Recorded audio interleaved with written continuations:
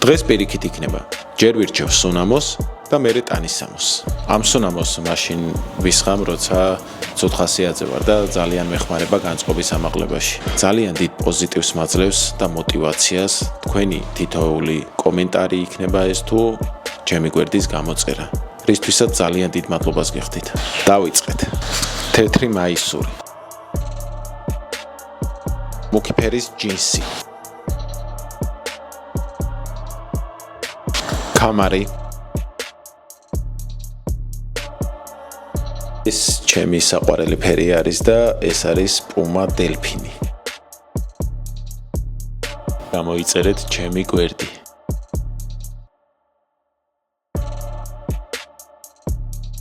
ეს კი ჩემი ჯინსის ქურთუკი.